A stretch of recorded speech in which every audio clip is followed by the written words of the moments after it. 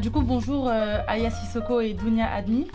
Hier, on a eu l'occasion de lire quelques extraits de vos livres respectifs et on a trouvé ça super intéressant. On a lu aussi une petite biographie sur vous. Et donc, avec toutes ces informations, on avait quelques questions à vous poser sur votre vie, votre parcours, etc. Qu'est-ce qui a déclenché ton envie de faire de la boxe ? C'est le hasard. J'arrive dans une nouvelle cité, au 140 rue de Ménilmontant. En fait, ma maman, elle va commencer à travailler de nuit. Elle va travailler dans un petit hôpital comme femme de ménage. Elle commence à 17h et elle finit à minuit.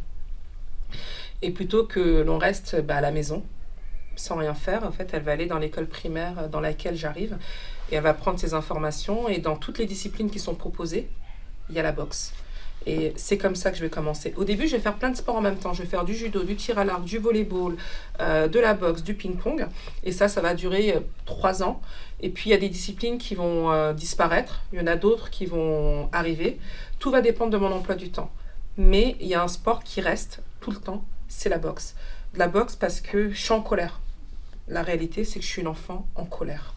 Et que quand on est en colère, soit on se fait du mal à soi-même, ce que j'ai fait, soit on fait du mal aux personnes qui nous entourent. Et pour éviter ça, il fallait que je tape dans quelque chose. Il fallait que je tape dans un sac, ou il fallait que je tape sur un adversaire pour pas imploser. Qu'est-ce qui t'a motivé à ne pas abandonner ?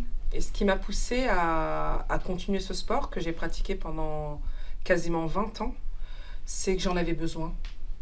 C'est un sport qui est très difficile, où tu prends des coups, où tu en donnes, mais j'en avais besoin. J'en avais besoin parce que la vie à l'extérieur était difficile, que j'avais besoin d'un exutoire, j'avais besoin de me défouler, j'avais besoin de transpirer, j'avais besoin de penser à autre chose.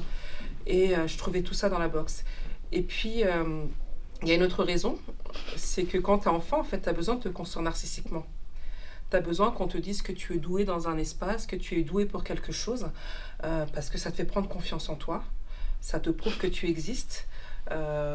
Et que tu es important. Moi, je sais que après une compétition, quand je rentrais à la cité, avec ma médaille autour du cou, avec ma coupe dans la main, les autres enfants venaient me voir en me disant « Ouais, c'est trop bien, c'est charmé, etc. » Et ça te fait te sentir important. Dounia Adni, pourquoi avoir choisi de quitter le journalisme pour vous consacrer à l'écriture ?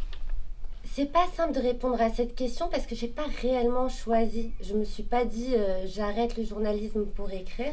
Moi j'ai été journaliste au Maroc après mes études en France pendant 1 an et puis après un peu aux Échos et 6 ans à Libération.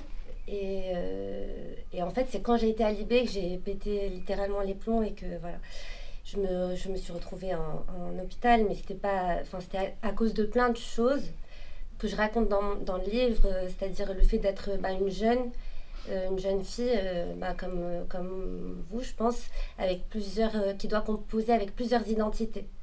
Et donc plusieurs injonctions, plusieurs attentes en fait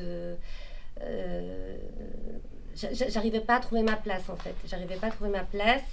Je me sentais pas à ma place, je me sentais pas considérée. Je me reconnaissais pas non plus dans les modèles qu'on me tendait, que ce soit au cinéma, dans les livres, dans les films, je me reconnaissais pas en fait. Et ça m'a posé vraiment problème.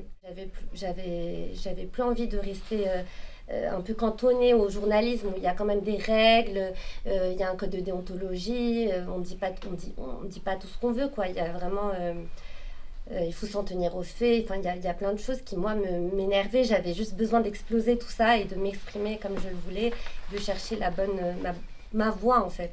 Aya Sissoko, du coup, de quel écrivain et auteur tu t'es inspirée pour écrire ton livre ? Moi j'ai toujours beaucoup lu depuis que je suis toute petite. C'est quelque chose que les personnes ont du mal à concevoir parce que je viens d'un milieu pauvre, parce que je suis une boxeuse. Donc une boxeuse qui devient écrivaine, pour beaucoup de personnes, c'est quelque chose d'illogique. D'autant plus que le premier livre, je l'ai écrit avec Marie Desplechin. Donc pour beaucoup, en fait, c'était elle qui avait écrit le livre.